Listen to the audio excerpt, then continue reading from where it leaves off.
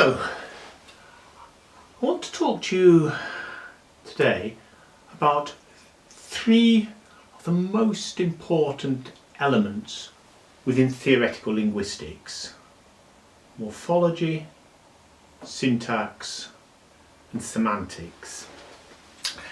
However, in telling you about these, I want to do more than just give a definition or even give an overview of a list of topics we would study.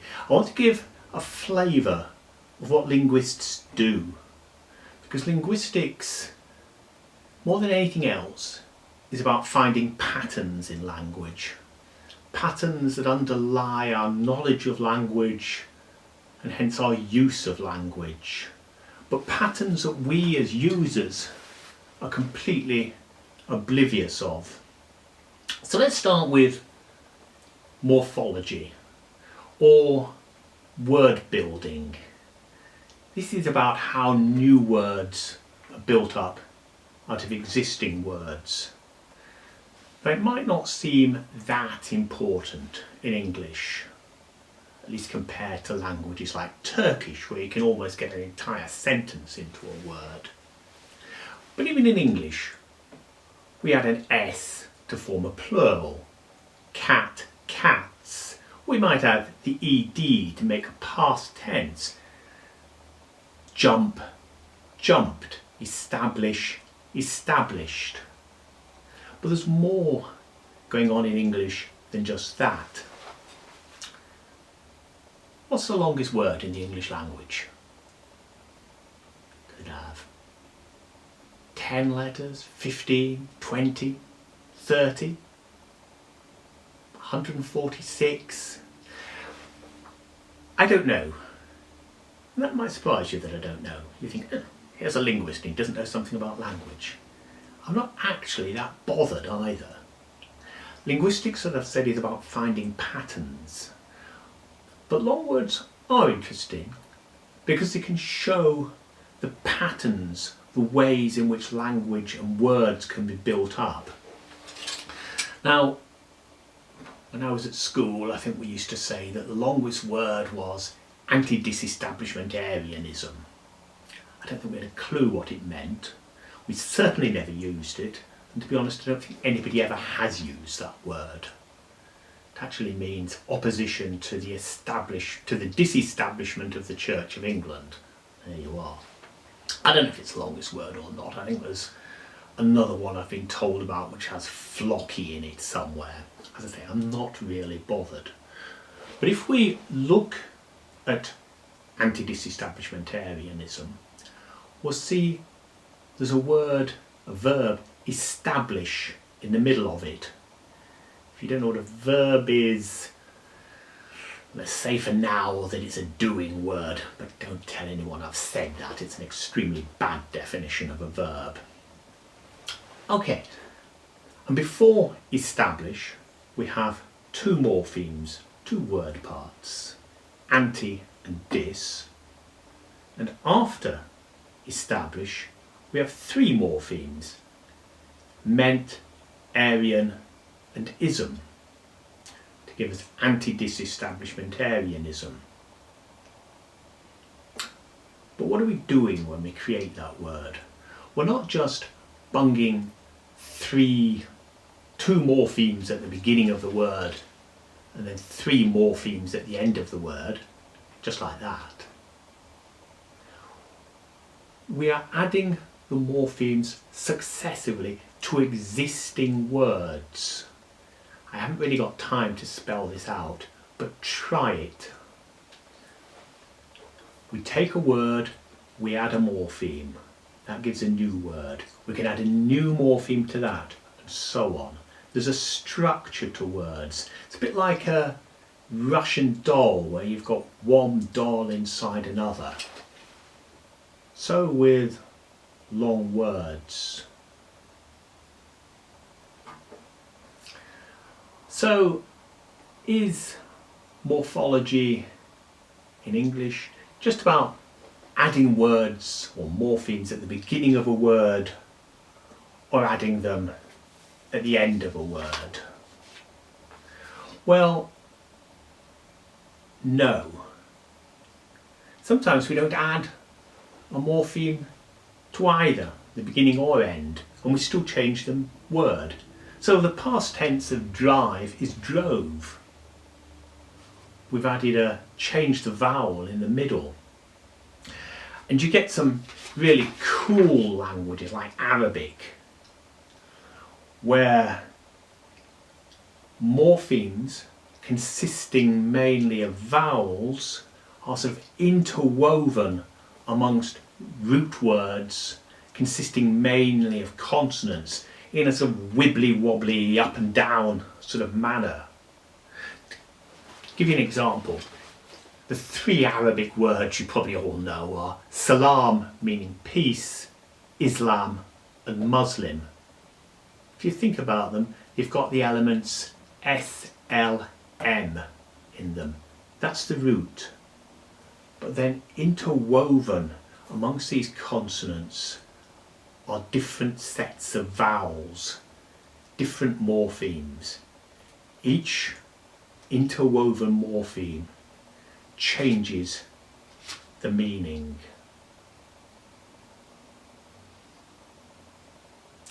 So, with morphology,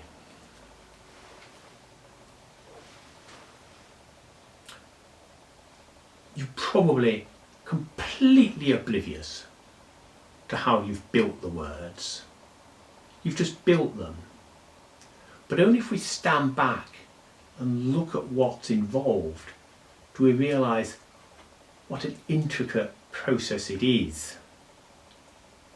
Is there a pattern behind this? Is there some common universal organising principle explaining how words are created? There might be. It's a controversial area. Probably at the moment we've just got to say we don't know. But it's an interesting question, and it's a question that applies equally to the second aspect of linguistics I want to look at, syntax. Now if we've got words, each have their own meaning, and we put them together into a string, perhaps ensuring that there's at least a verb, a subject and an object, we get a sentence. So is that how we build sentences? Is that what sentences consist of? Well, not quite. There's more to it. Sentences also show structure. Let me illustrate that by giving one single string of words which can be interpreted in two very different ways. And crucially, although we have two different interpretations from the same string of words, it isn't because the words themselves have different meanings in the two interpretations. So the two sentences, or the string of words is George told the man that Fred knew the answer. Might be better if you see it written down. But George told the man that Fred knew the answer. Now I suspect when you heard these words, you interpreted them as being something like this. George told the man something, and that something was Fred knew the answer. But you might also have spotted that it can mean George told a very specific man, the man that Fred knew, and he told him the answer. Same string of words, two very different interpretations. So what's going on, since the words themselves have the same meaning? By the way, I expect both of these interpretations weren't immediately available come to mind equally quickly. Typically, we have one interpretation is preferred over another. This was why this is the case was the subject of my PhD thesis a long time ago, but I won't go into that here. But why then do we have the two interpretations? Well, what we've done is we've grouped the words together in different ways. So we must have unconscious knowledge that words can be grouped into phrases.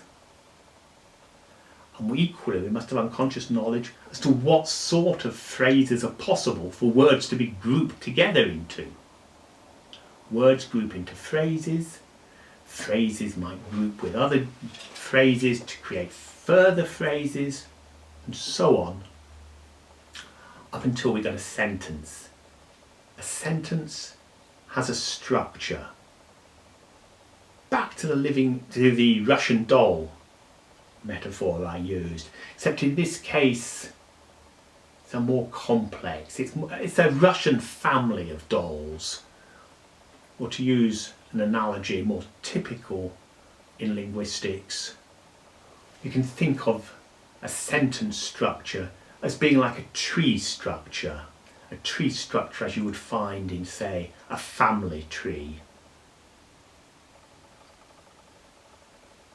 And it is this investigation of what sort of phrases, what sort of structures are possible for sentences, and also what sort of linguistic phenomena can be explained once we realise that sentences are more than strings of words, but about structures. That's what's studied in syntax. Final area I want to look at is semantics. This is about the meaning of words and sentences and how they relate to our own conceptual structure in our minds. Let's think of a possible way in which a word might acquire a meaning. I might point at an animal and say the word dog, or key if I was speaking Welsh. So I'm uttering and pointing at the same time. Does this account for our knowledge that the word dog means dog?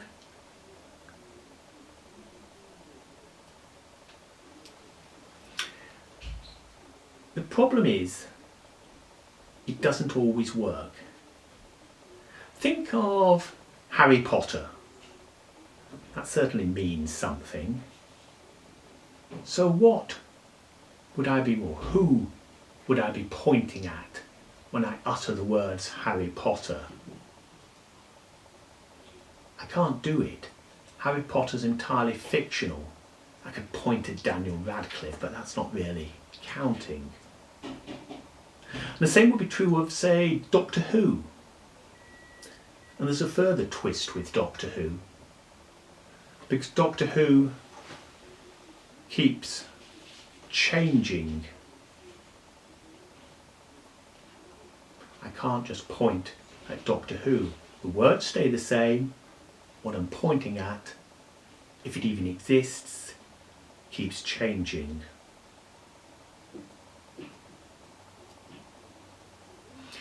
And even if we take this pointing definition to be at least partially correct, we've got a further problem. Because I'm pointing at an individual dog, say at my mother's dog Holly, who was a mongrel. But we also include in dogs poodles, your great aunt Matilda's Alsatian, all sorts of dogs. How do we define the category of dogs? Okay, let's try. An animal that goes woof, has 4 legs, and a tail. Will that do, roughly? Well, suppose the dog had an accident and one of its legs had to be amputated. This would no longer conform to the definition of dog. Does that mean it's no longer a dog? Of course it is. And we also, as semanticists, are interested in how the word dog, might relate to the word Alsatian, or poodle, or wolf, or mammal even, or animal, and tail, and bark. Semanticists study not only how words mean, but how they're related, how their sense relates to other senses.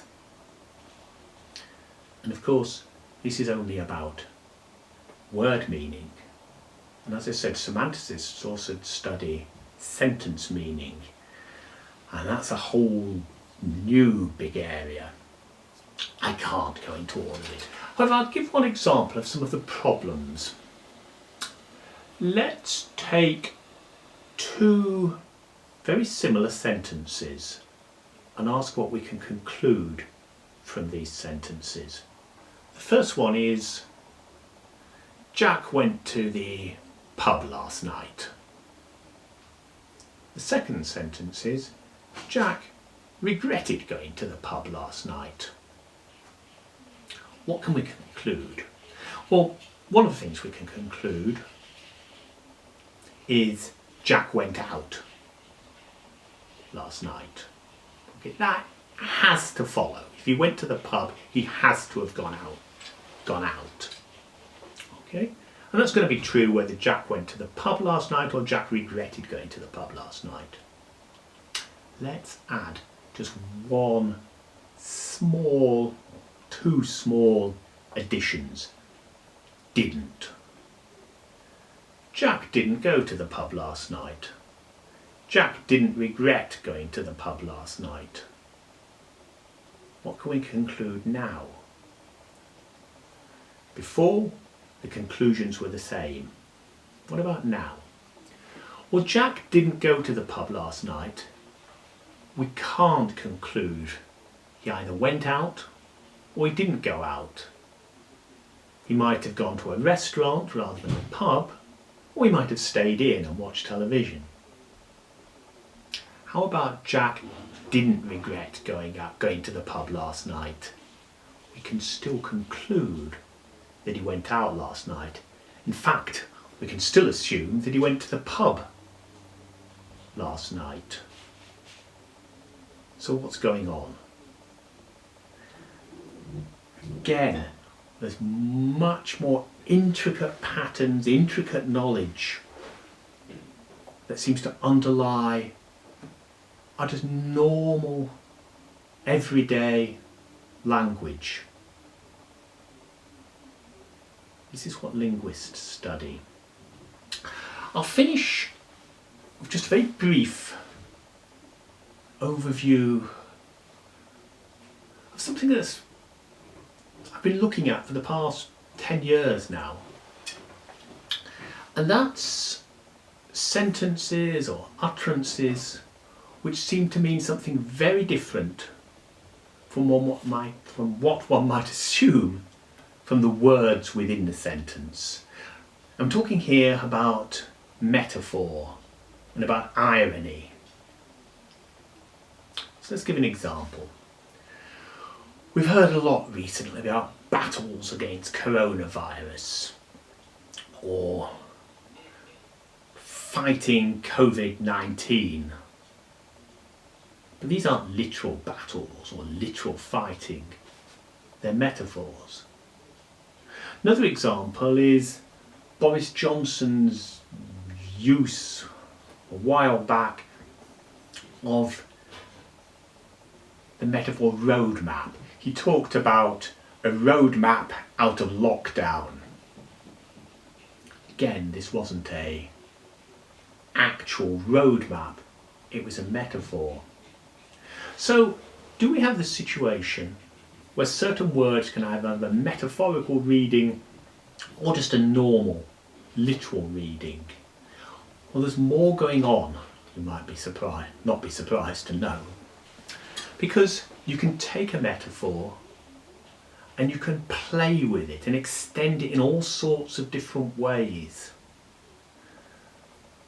So for example, John Crace in The Guardian took Boris Johnson's roadmap metaphor and said perhaps it will be a roadmap of a road like the M25. It comes back to where it started. Does each of those words, M25 and so on, have a metaphorical meaning? It's a little odd to say if that would be the case. Possibly roadmap has two meanings, but surely the M25 doesn't.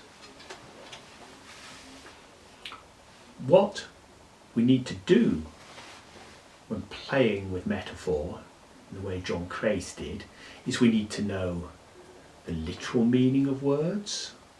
We need to know the metaphorical meanings of words. We need to know them, be aware of both of them at the same time as we are creating our extended metaphor. And at the same time, we must make sure we don't get confused. We must make sure that we can't say, well, we can't stop halfway through and say this is nonsense. We know it's nonsense, but we're talking about a metaphor and people will understand the metaphor. Is part of the way we do this to do with the fact that metaphors are not literally true?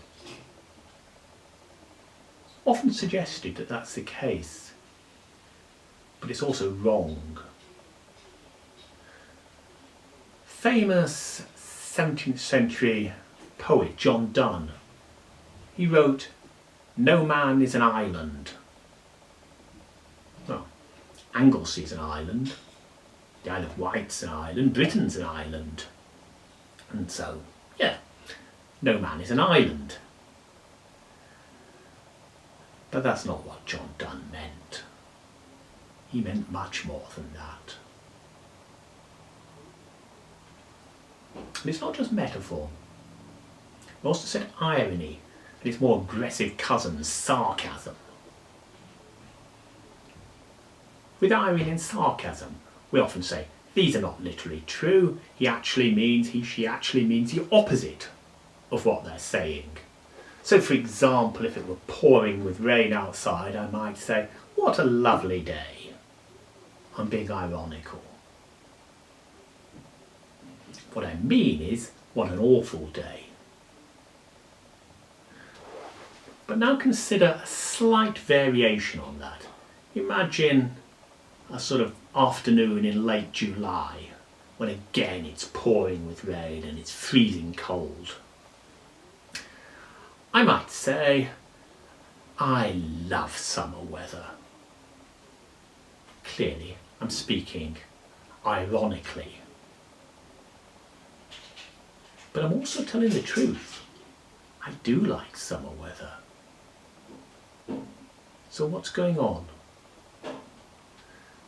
Once again, we've got an instance where we use language, we make metaphorical statements, we use sarcasm, okay, we build words up, we create sentences, and we do it effortlessly, without thinking at all about how we do it.